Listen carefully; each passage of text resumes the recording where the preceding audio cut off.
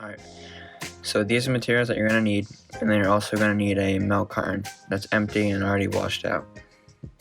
Alright, so first you're going to want to take your milk carton and your Sharpie, and you're going to want to draw a circle of where you're going to want the entrance or the hole in the front of the birdhouse to be, where the birds are going to enter and exit. It should be like a pretty decent size, but you just have to make it the right size for the birds you're making it for. Alright, now that you have that circle drawn out and that's ready to go, you want to take your pencil, kind of just poke a little circle and poke really hard in the side of the circle and make a hole of where you're going to start to cut with your scissors, and then you're going to just cut with your scissors, do that circle all the way around.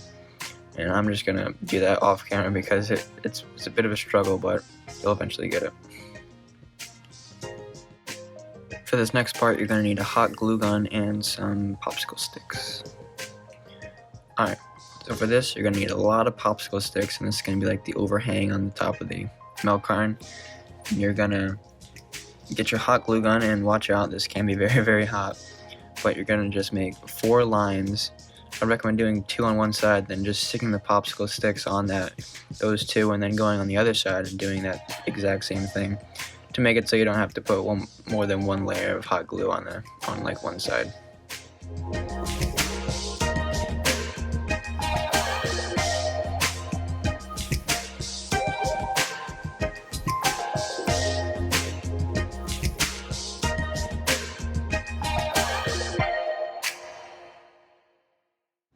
Alright, now that that's done, you're going to want to get another popsicle stick and put it where I have my red one on mine. And then you're going to want to grab your first piece of tree bark, and remember, don't take it off the tree, make sure that it's already on the ground and it's fallen off. And you're going to want to put 4 lines of hot glue on the end of the 4 popsicle sticks, and you're going to want to stick that piece of tree bark right on.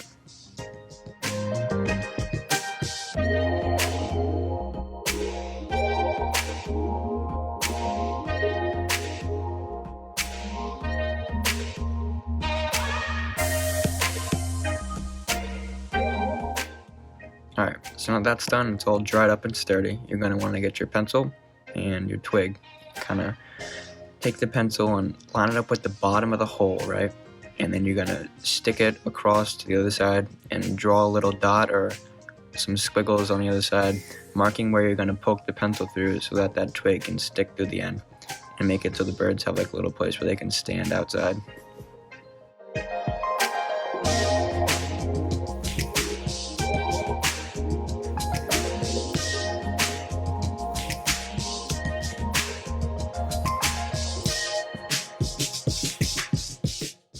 I was lucky enough to find a twig that was the same exact size as my pencil on the first try, so I didn't really have to make a bigger hole, but if your twig is a bit bigger, you might have to poke your pencil a couple more times and make that hole a little bit bigger.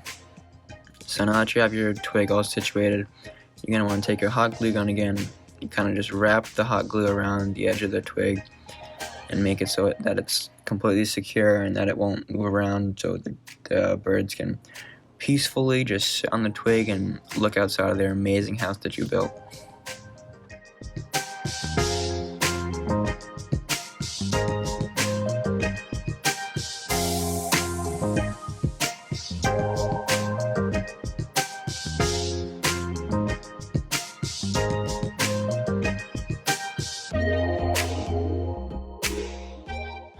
Alright, now that hot glue is dried and you're all ready to go, you want to take your scissors, and on the top of the carton, you're going to want to cut 2 holes on each side. This is where you're going to poke your little wire through, and that's what's going to be able to kind of hook onto the thing that is going to hang the birdhouse, so it will be able to kind of stand up on its own away from the ground. Alright, so now that that's all done, you're ready to go. You want to grab your wire and your scissors, and then you want to cut that little piece of wire off. The wire, it shouldn't be too long, but it should be a good length. It should be about like 5.5 inches. That way it can have like a full circle through both of the holes and then wrap around each other on the 2 ends on the top of the carton, so that it can be able to kind of have a secure meeting point.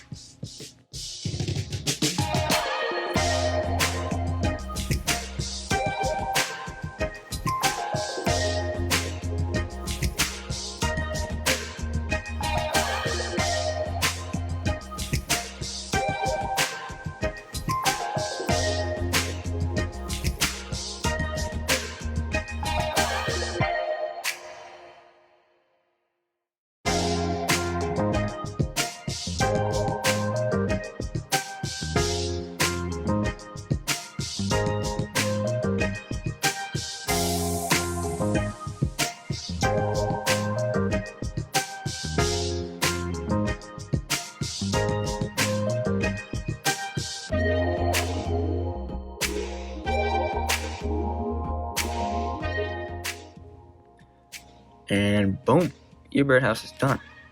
It's ready to go outside, be put up on a tree, and ready for the birds to use. But if you want one more little thing you can do, you can also paint it. I chose a light blue because I thought it looked cool, but also because it might have been the only paint color I had left. And it can be any color you want. It doesn't have to be the same as me, but just kind of have fun with it. And once the paint is dried, you can really just draw on it and do whatever you want and make it look like your own.